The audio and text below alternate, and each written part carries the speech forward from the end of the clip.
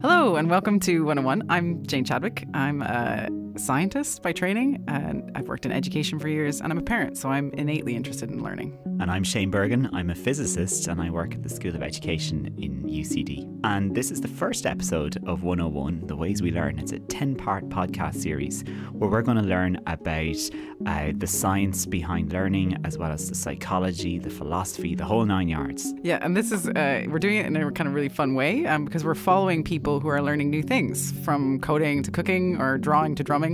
And it's cutting across a whole swathe of different types of people. But in this episode, we're focusing in on Jessamyn Fairfield, who a friend of yours, Shane? That's right, long-time friend. Yeah, so she's a physicist too. She's being taught to cycle by her friend, Stephanie McCalla. Another physicist. Oh my. Okay, there's a theme. I'm surrounded. And Stephanie was over visiting Jessamyn from the US, and she helpfully taught her to cycle, and we recorded it. Yeah, and we'll be hearing from experts like Deirdre Robertson, who's a psychologist, and she's going to be talking to us about what's happening. So first, maybe will we hear what happened? Which that makes it sound very dramatic. Jessamyn's okay.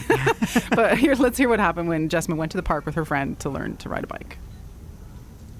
I'm Jessamyn Fairfield. I'm a lecturer in physics in NUI Galway, and I don't know how to ride a bike. I am Stephanie McCalla. I am a assistant professor, which I guess is that like a lecturer? It is like a lecturer. Okay, it's like a lecturer at Montana State University in the USA, in Bozeman, Montana, and I guess I do know how to ride a bike, and soon Jessamyn will as well. Yes. So we grew up together in Los Alamos, New Mexico. We were on the swim team together. We were in loads of classes together. So we've been friends for over 20 years now. I am terrified of learning how to ride a bike. I don't know if you ever saw those Calvin and Hobbes strips where Calvin is afraid of the bike like as this malevolent entity that wants to kill him and like drag him down into the river and like comes into his room late at night and is like, I'm watching. Like that's how I feel about learning how to ride a bike. You will do well. I have faith. I have more faith in you than you have in yourself. And that's our friendship. No, so Shane is here as well, my good friend Shane, who is putting me through this, making me suffer for the sake of education. Thank you, Shane. Hello. Hi, Jessamyn. So I just think the idea of a grown-up learning to cycle is really unusual, right? Because it's something we all did when we were really little, and not all of us. Well, everyone who we've mentioned it to, a reaction has been fantastic. And you're like, I can't ride a bike, and everyone's like, what? I actually think that I should clarify. It's not my parents' fault that I don't know how to ride a bike. They did try to make me learn to ride a bike when I was very little, and I did ride around a bit with training wheels. They're called the same thing here, right? Stabilizers. I rode around on a little bike with stabilizers, but then I think when they wanted to take them off, I refused and was like, I won't do this. And eventually I was very stubborn as a child and very stubborn on many fronts, and I think they just gave up. I guess I'm just nervous about falling because I have tried to learn to ride a bike a couple times as an adult. It always ends up in me falling, and I think we should have an ambulance at the ready because I think these sort of physical skills, they're really easy when you learn them as kids and then really hard as an adult. So Stephanie, as the teacher, is there anything that you're particularly nervous about? No, I think Jessamyn's going to kill it. For now, I guess we're just going to learn to balance. So just scoot and balance. Well, and you have taught your kids how to ride a bike, right? Or one of them. One of them. Technically, the other, I'm trying. So you're going to be a lot easier because my daughter, you have to get off her bike every 60 seconds to look at a rock or a stick or some leaves, or she wants you to tape leaves to her bike. You're probably not going to ask me to do that. So now I am. I don't have any tape. With them, we just put them on little bikes without pedals, and they sort of scoot. They push with their hands, They push with their feet. Yeah, they push with their feet and sort of learn to balance. And then they also had a tricycle where they learned to pedal, and then they just put it together. So for this, I think we'll just lower the seat and teach you how to balance. And then you'll ride a bike instantly, and that's the plan. Okay. I guess I should put my stuff down, and I should put hold your bike. My bike hat on. It's called a helmet.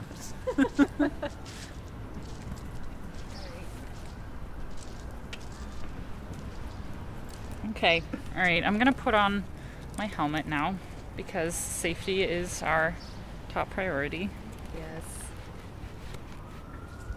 Is this a bad time to mention that I've known quite a few people who come back with their helmet with a crack in it? because I'm just trying to encourage people to wear their helmets. Helmets are important, guys. So always wear your helmet. All right. You're about to ride the Seer bike.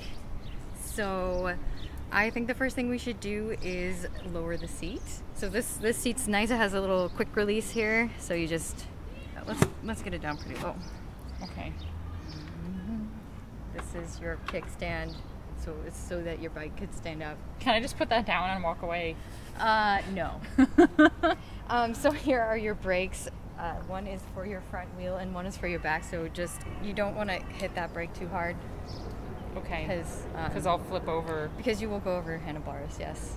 And it's about as comfortable as it sounds. So, I think so. What are the other ways that I could, None. There are no other ways. It's very safe. Okay, now get on the bike. Okay, so can you kind of hit the ground while sitting with your feet? Yeah, I'm just, I'm sitting on it, but my feet are still, flat on the ground. So I'm very comfortable with this because nothing is happening. So maybe just start scooting. Can you scoot? Can you define scooting or scooting?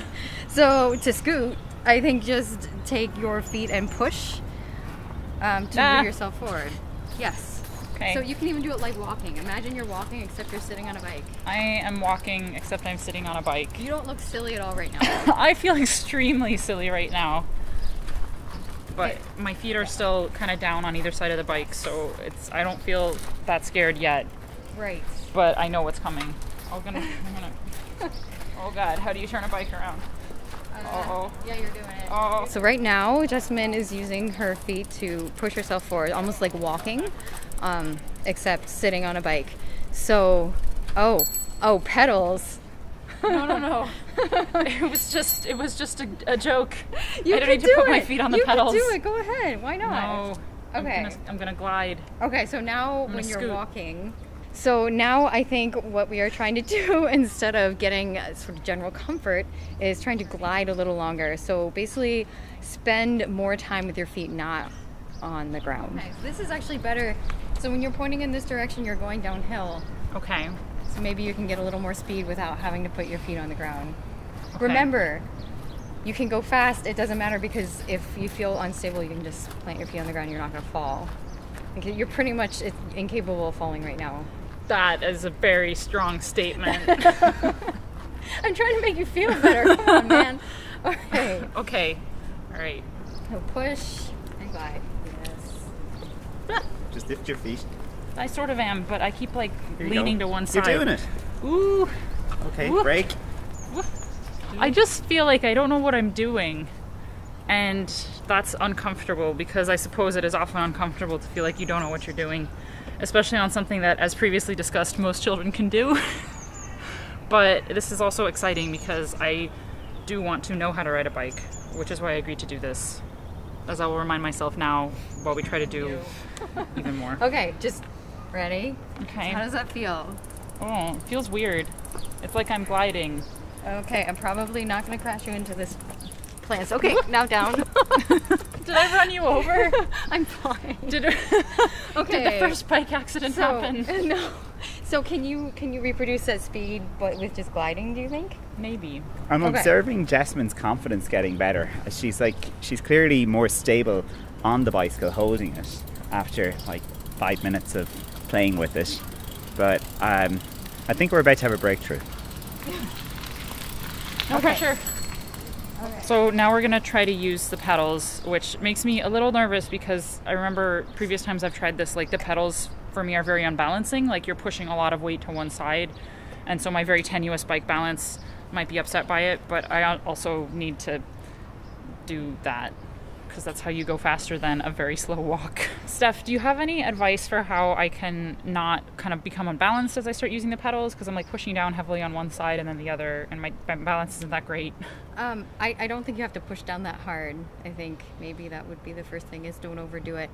The second thing is when you start, you're left-footed, so you probably want to start with your right foot on the ground and your left foot pushing down, because I think you'll control your left side a little better. And then you want to start with your pedal pretty far up so that you have the biggest downstroke possible. Well, Okay. if it's too far up, it will be hard to push down. But yeah, something like that. That looks good. So yeah, perfect.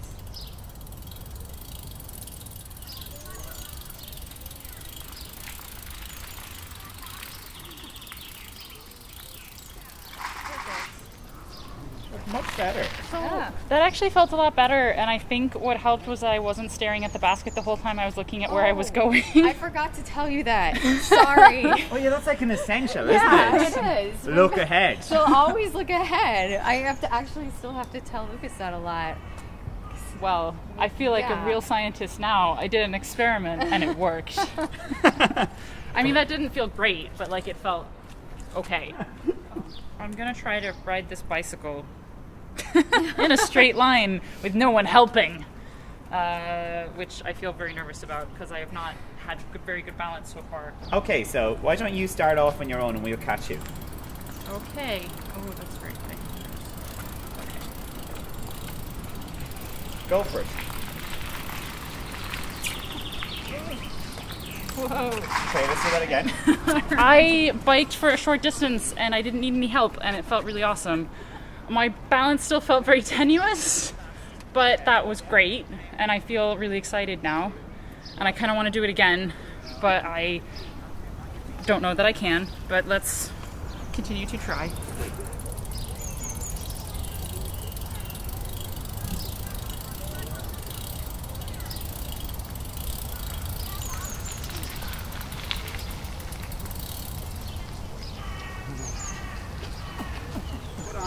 Look forward. I am. Yeah, you're doing it. Oh, you're doing it. You're cycling. You're stopping. Yes. She is doing really well. She is correcting her balance really well. She is pedaling for long stretches of time without putting her feet on the ground, and she's doing it without us holding her up. So basically, she's riding a bike now, I would say. Dun, dun, dun. Dun, dun, dun. Oh, we gotta focus. Okay. Hey! Yes! Hey! Whoa! Yes, Oh no! Don't run into that. Yes! Oh, see? You're doing it! You're cycling. You basically just learned how to ride a bike. Whoa. Oh, so good. Yeah! Find that car. Yeah, don't get hit by a car.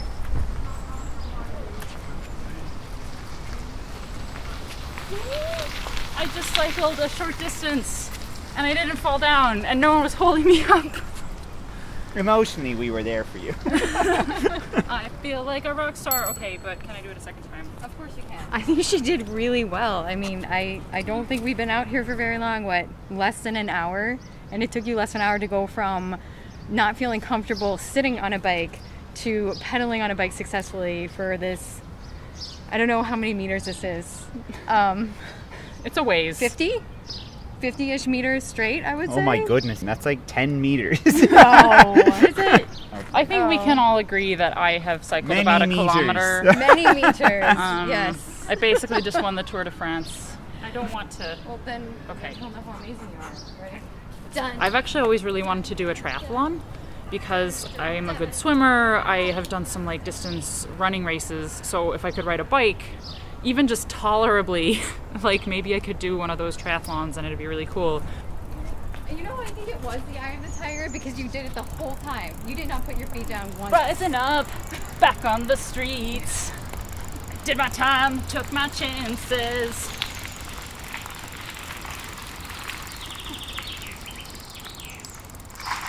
I feel like maybe I need more practice. No. No. Yeah. Okay. No. Yeah, you should I will always enter practice. a triathlon now. You need to get out onto the streets of Dublin and start yelling at taxis. Get out of my way! Don't put that in. Well, the thing I think that's really interesting here about this this piece is that Jessamyn is learning from a friend. A close friend, yeah, exactly. And like, so that relationship is key. It must be, right? Absolutely. Well, if you think about it, you know, an awful lot of what you learn throughout your life is from close family, friends, from your parents, from your siblings. You know, you learn an awful lot as a child in that mode. So I think it's really interesting that Jessamyn's learning something that most of us do learn as children, but that she's learning it in the same way. Yeah, I learned to cycle with my uncle Terence. I remember I got on a bike, I was 6, and we came out onto the road. It was Christmas morning, and I sat up onto the bike with no stabilizers, and he just pushed me, like in a constructive way. Tough but fair. Yeah, and I remember I was going. And that's all I remember. I don't I'm sure there were loads of falls and scrapes and things like that, but I just remember I'm doing it. Yeah. Right. The achievement. Yeah, absolutely. Yeah. But I implicitly trusted him, so I was willing to, on some probably like unconscious level, go that bit further, go out of my happy place, like my comfort zone. And maybe that's something that just gets harder as we get older. Maybe, yeah. I mean, you can hear Jessamyn. She does sound nervous and she does sound scared. But her friend is there, and her friend is kind of encouraging her to try, going a little bit further each time, which is really important part of learning as well. What struck me too was that it was really hard to deconstruct cycling. So her friend was trying to tell her the steps. So let's start with some scooting and just making yourself comfortable and balancing and all of these things. I was like, I don't remember that instruction from my uncle. And you were saying that you're teaching your daughter to cycle at the moment, and how do you deconstruct it then, or do you even try? Yeah, well, that is the thing. Like, once you know how to do something, it is hard, and once you've stored it into procedural memory, that kind of muscle memory, a task that you just take for granted that you know how to do, it's really, really hard to go back then and think it through. And in doing that, it can make it actually even hard for you to do it yourself. So, like, when I'm trying, I have a 3.5-year-old daughter, and when I'm trying to teach her right now to ride her bike, I find that I can't break it down into those sort of procedures. First of all, because she's 3.5 and she probably won't totally get the instructions that I'm giving her, but you do need to focus in on a couple of big things, which you can hear Jessamyn doing. She's focusing in on balance, which is really, really important part for riding a bike, and that kind of the scooting. I love that, the scooting that they're focusing in on. That is, being comfortable is the first step. She's sort of laying the foundations of what her body needs to do in order to be able to perform this, quite frankly, complicated task of, balancing on the bike, pedaling with her feet, steering, and kind of looking where she wants to go. And I thought it was funny that, you guys both realized that you didn't tell her to do a specific thing that you realized was important, kind of only after she identified it, of looking ahead and because she kept looking at her feet and she thought that's what I do. And we were like, oh, no, you must always look ahead when you're cycling. Do we not say that? And Stephanie was the same. She was like, I thought, she goes, I guess it's just so inferred, it's so implicit. Sure, yeah. But I wonder, when you were teaching your daughter to cycle, did she have a strong need to learn, or did she really want to learn to cycle? It's funny, actually. No, I don't think so. I think it's more I wanted her to learn, classic overparenting thing going on here. We'll talk about that later. No, I think it was more just, she sees other kids doing it, and it's sort of a stage of life, right? So you buy your kid a bike, but she wants to learn how to do all sorts of things all the time. She's a learning machine, and that's, kind of all kids are. They're focused on the fact that there's a bunch of stuff that they haven't quite cracked yet, and they're going to do it. So she's very kind of keen to learn. So she's a motivated student, but she doesn't really kind of have an idea of why that might be a fun thing in the end result. She hasn't got a goal in mind. So maybe having, when you think, I don't wish to imply what Jessamyn may have been thinking, but she sounded nervous, right? Yeah. I guess she was thinking, unless I can get up on the bike and cycle like I have been cycling for 10 years, then I'm going to make a mess of this, and I'm going to feel really self-conscious. And so I'm only going to try it if I feel safe enough that I can do it right. Where I don't imagine your daughter is like that. I'd say she falls off her bike regularly and just gets up and keeps going. Yeah, absolutely. Because otherwise she wouldn't learn, right? And I think that is a big part of what you can hear here. Jessamyn has a load of preconceived ideas about what's going to happen. Some of them are very accurate. If you don't pedal, you will fall off.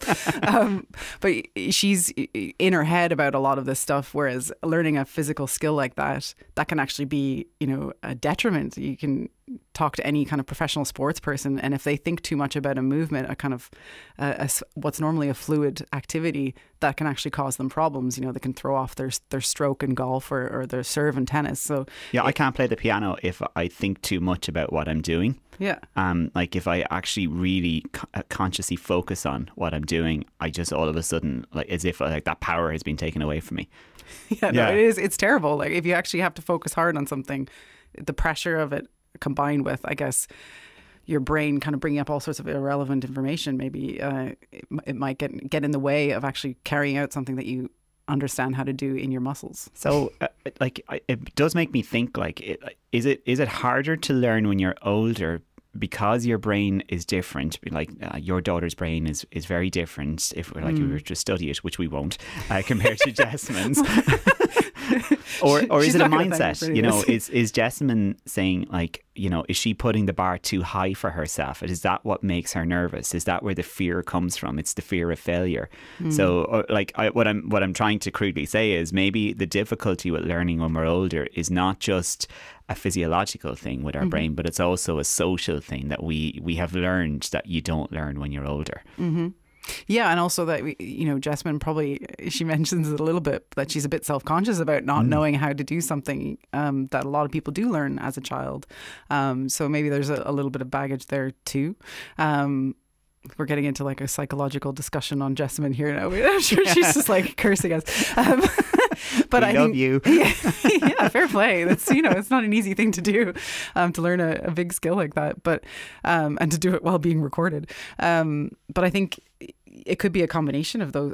I imagine it must be a combination of those things. I'm in no way an expert on the kind of the neuroscience and the behavioral science that goes into it. You were talking about her friend at the start. I think that's a really important factor here, isn't it? That it's somebody who's seen as safe, who's going to bring you and guide you and like literally pull you out of your comfort zone. So we have these like zones in our mind as to what we think we can do, and in order for us to go outside of that, you need somebody like normally who's a very good and skilled teacher who can bring you so far but not overstretch you so it's completely beyond you. Yeah, I think like, so Stephanie played she was so kind with Jessamyn as she was going there. Reminds me of my students recently asked me to go ice skating with them, and I actually have to admit I couldn't tell them in the class that I can't ice skate, and that if I were to go I would immediately just fall on my face on the ice. And I had this really like weird moment where I was very conscious of something that I couldn't do that they were probably all ace at, and so we're going bowling instead. Oh no, Shane, it was an opportunity for learning. I realise that now. No, it is. It's scary. Learning is hard, and learning is scary. And you kind of forget that as an adult, because a lot of what you do as an adult isn't new. It's building on skills and ideas that you already have built up over your lifetime. And I think that's where a lot of the kind of, you can't teach an old dog new tricks comes from. Of course you can. Your brain is a plastic thing. You can learn new things all throughout your life, but you maybe build up an expectation that you should know how to do all these things as you get older. And I think that's a big barrier. I feel it all the time too. I'm terrible for kind of self-regulating when I'm trying to speak a language that's not my own. And the only time I'm capable of doing it, I probably shouldn't say this, but is when I've had a couple of beers in me. Then I discover I can speak Dutch pretty well, or it comes out pretty easily because I could speak Dutch. Don't make me do it now. But you can get out of your own way a little bit. You think when we start jobs, we have this fake it till you make it idea, or the imposter syndrome, right? Which I've certainly felt in my career at times. Or you think, gosh, I'm really expected to be able to do all of this so well. So the mindset mightn't be, well, I'm going to be growing, right? I'm going to be learning, and that should be continuously refreshed, and I should be looking and questioning what I'm doing already. But I suppose there would be a culture and mindset that were quite fixed.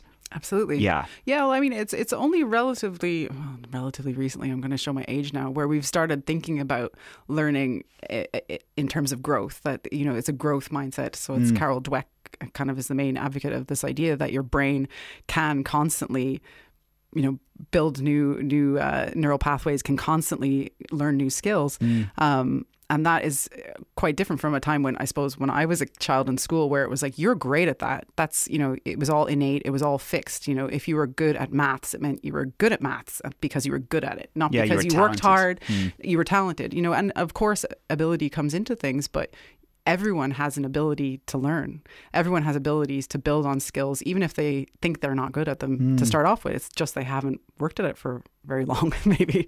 So I think that's that for me, I'm still not there. And I notice myself even with my daughter, and I'm like, oh, that's, I notice myself praising her talent, right? Because everybody wants to think of their kid as like, or themselves as like innately talented.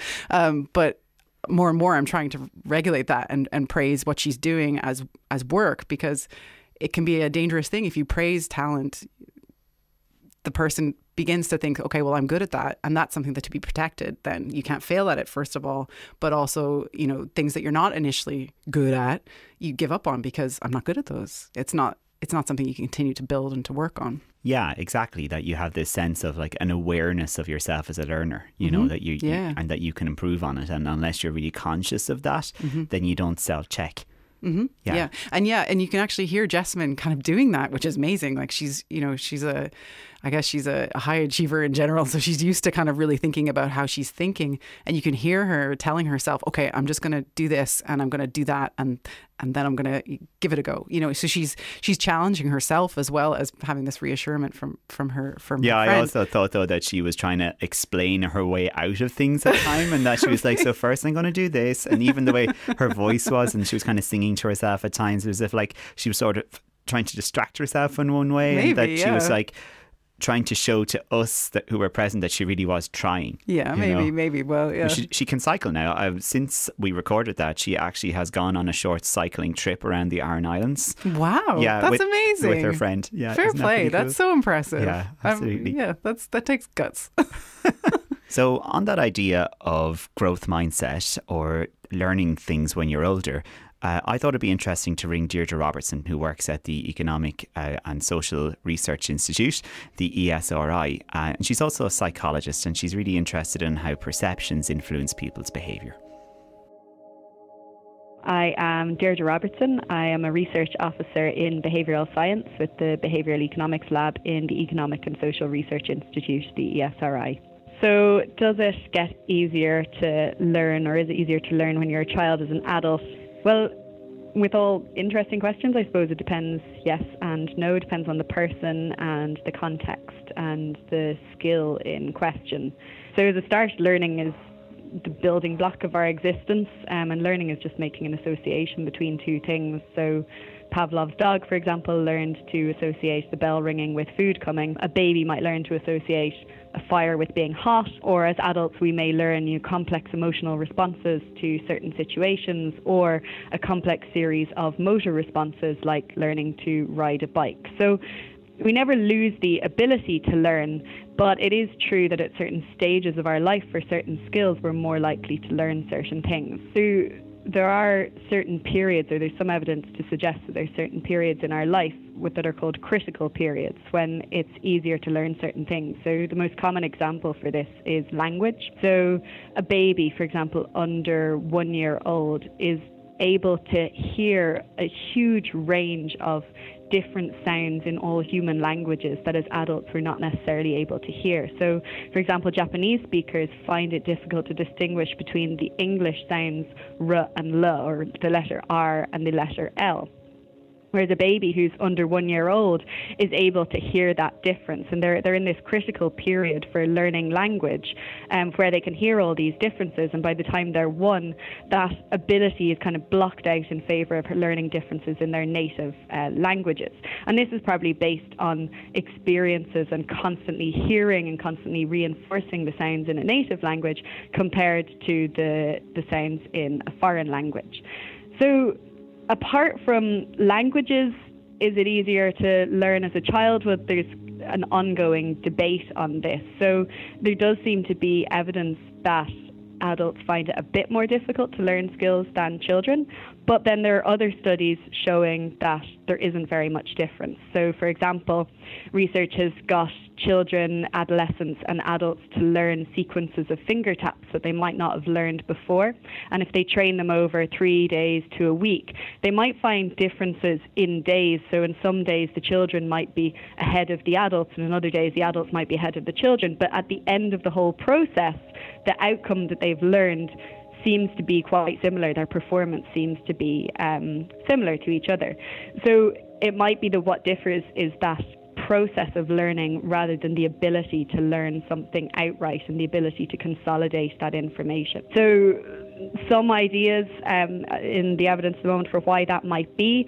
It might be that young adults and older adults are susceptible to interference from previous memories. So there was one study that got younger children and young adults to learn a sequence of finger taps and found that they could all learn equally well, but when they taught them a second sequence of finger taps, the adolescents, or they're kind of 17-year-olds, they found it more difficult to remember the first sequence afterwards. There seemed to be this interference with their prior learning than the younger children did. Then there's other contextual factors as well. You know, when you're a child aged 8 years old, for example, you're very used to learning, you're very open to instructions, and it may just be that you're in more of a learning frame of mind, essentially, than when you're learning something as an adult that other people learned as a child. And related to that, then, there could be some stereotype effects. So we know, for example, if it comes to older adults, if you ask them to do something like learn a list of words in a situation in which their age is primemost in their mind,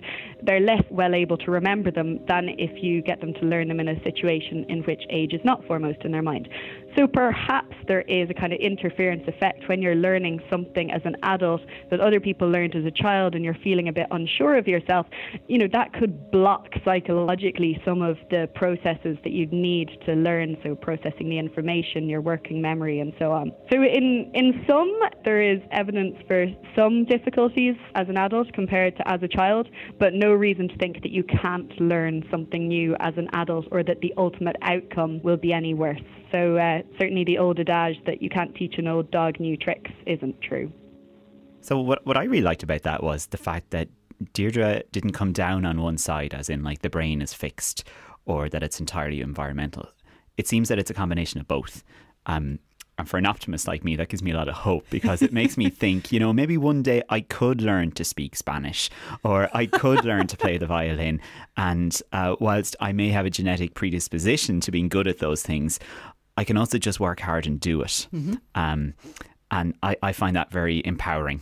Absolutely. Yeah, no, I think that's the kind of crucial word here, that by understanding how your brain works and how you can learn things, that actually, rather than being a disincentive to learn, if you've got that kind of fixed mindset of I'm just not good at it, it's a much bigger incentive to learn, because you know that you can do it. And I think the kind of gray area that an awful lot of science falls into is really important here, that we don't fully understand it yet, but we know that there is this mixture, and you can hear it in Jessamyn as well, that she's like, she's both trying to think it through very organically, but she's also just getting stuck in, and she's just doing it like it's an active learning process that she's working through. Yeah, I think that's so important, that like for so many things you might spend way too long thinking about it before you'd go and do it. Now, I know I'm guilty of this, and when I'm ever at home at my dad in the field helping with something, he'd be like, oh, you can do this in theory, because it's like I'm a physicist, and I'm like, no, I can actually maybe try doing it in practice as well. But he thinks like that I'm really not that way inclined. Perhaps that's based on years of messing up with DIY, but I agree that active learning is essential if you want to, just because you have to try it, right? Mm-hmm. You have to have the opportunity to fail.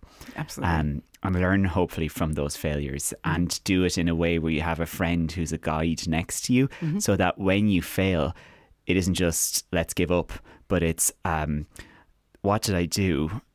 What can you teach me here? And how can I try it again, but like try again in a smarter way.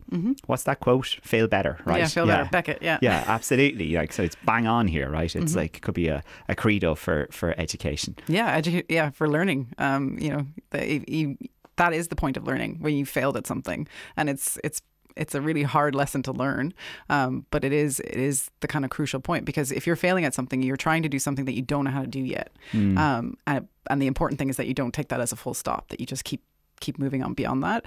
And you can hear Jessamyn doing that. She has wobbles, she has bits where she's afraid to the point of stopping, but she keeps going through a combination of her friend supporting her there and kind of giving her tips and praise to keep her moving, but also through herself. She has her own self motivation to keep going, and she has her own self talk. She's telling herself what she's going to do next, to push herself beyond that point of failure. Yeah. It makes me think of the importance of informal as well, right? You have space like this where you're not going to be formatively or like formally assessed in any way, like apart from your own sense of well-being at the end of it, and how important that is in education and in life, that you have space to do those things and just try stuff. Because the way you were talking there about learning and about you learning from mistakes and failing better really made me think, God, regular exams don't allow for that in any meaningful way because they're so black and white. And educators would say they need to be so that they're reliable. But I would have concerns about that then in terms of like, are you really learning? You know? Yeah, so I think of things like doing drama in school or doing sport or doing music or any sense of performance that you have to, or, you know, be involved and be active. You get rapid feedback. You know, you fail repeatedly and over and over again before you get to a point where you're fluent in that activity, whether it is sport or drama or playing an instrument. And I think that you're hitting the nail on the head there when you're talking about kind of more formalized learning situations where the testing happens at the end and it's a kind of punctuation point. Whereas a really kind of a lot of research supports now that a really useful way of looking at learning, even in a formal setting, is that testing is kind of like it should be something that's almost at the start and throughout, and it's repeated, and that it's not a high stakes situation, so that there isn't that much stress and anxiety associated around that test and the inevitable failure if you're learning. You know, so yeah, I think it's an interesting one, the kind of juxtaposition between this informal learning environment where it's okay to fail and then the formal education environment where that's pretty much discouraged. So Stephanie, the teacher here, plays an absolutely critical role on many levels. Like if she weren't there to push Jessamyn, perhaps Jessamyn might give up, right? If Jessamyn just failed and didn't understand why she was failing, there'd be nobody there to advise her. But I think it must be very difficult, as we said, to teach in a scenario like this where you're doing something that's very everyday and you're trying to break it down into steps. So you were telling me earlier that when you were teaching your daughter to cycle, that you started with scooting and then you'd move on to the next bit and balance and so forth. And there's this wonderful moment we've heard that where we forgot to tell Jessamyn to look ahead, that you have to keep your eyes looking forward. Right, and she was focused on her feet. Right. And so like it made me think of you know, how difficult it is for a teacher to like be aware of where the learner is all the time, you know, and but not to condescend them by like over explaining it or just leaving them off to flounder. Absolutely. Yeah, no, and I think that's the calling card of really great teachers, is that they can pick up what their student is finding difficult or having a hard time with, and they're able to kind of push them that little bit further, to give them a little bit of advice, like you say, not to give them way too much, which might just disengage, just enough basically to get them over that little hurdle so that they can go that little bit further.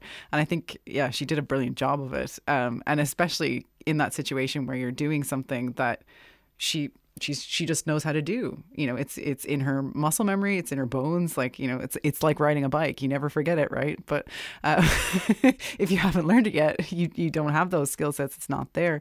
So you need to actually break it down. Yeah. And I think she did a fabulous job. And she's also so warm. And I think that's important too, that you are effective and emotional with your students. So like you're there and you want to protect them and you want them to learn, you know, and I guess parents do this very naturally. They really want their kids to learn a new thing. And then the child just responds so warmly by saying, look, I can do it. Or the frustration of, no, I can't do it and I don't understand why, you know. Yeah, elation and tears in equal measure. Sometimes more than the other, but yeah. No, definitely. And it is something that I've seen teaching my daughter to ride her bike, you know, and there she does err on the side, you know, she takes after me a little bit. She does err on the side of getting frustrated when she can't do something. She's like her mom. She gets, you know, pretty angry in places and does want to give up. But that's what a good teacher does. They kind of lift you back up, keep you on the straight and narrow, and give you that little push to keep you going. Yeah, and hopefully they learn too. Absolutely. No, definitely. Like I've through teaching my daughter to ride, I've thought an awful lot more about how I learn things, how I approach failure, and frustration in learning something. And then that's only been useful for me. I have this image of you sitting now on the curb as your daughter whizzes past, and you're this zen moment of looking into space, thinking about yourself in a metacognitive way. No, definitely not. Not in the moment. No, reflectively afterwards. Yeah, Mummy, what's wrong? No, in the moment I'm trying to keep her out of traffic. No, don't run under that other bike. Oh God. That actually happened to Jessamyn at one stage. She got into it so much, she was moving much further and much faster than she'd done before. And of course, a car randomly appeared out of nowhere, and we just start screaming to stay away from the car. Yeah, we laugh about it now. I know. Jessamyn's fine, right? Yeah, she's fine. Jessamyn is doing okay, and she's now a confident cycler. That's brilliant. Cyclist. Yeah, that's brilliant. That's great. Well, thanks very much for listening. I really enjoyed that chat about my friend Jessamyn cycling her bike. She's still doing it. You can find out an awful lot more about us at 101thepodcast.com. There's lots of information about us there. You can follow us on social media. We're there. We're happy to talk to you. And finally, of course, you can find us on whatever platform you listen to podcasts from. Just search for 101 The Ways We Learn. We also want to ask you a favour. If you enjoyed the show, it'd be brilliant if you could rate or review us on iTunes or whatever way you catch your podcasts. It really helps other people to find us. We've been Jane Chadwick and Shane Bergen. 101 is produced by Bureau and is supported by Science Foundation Ireland. Hi, I'm Margie McCarthy. I'm the Head of Education and Public Engagement with Science Foundation Ireland, and we're really happy to support 101 because there's a science behind everything and there's a science behind learning as well.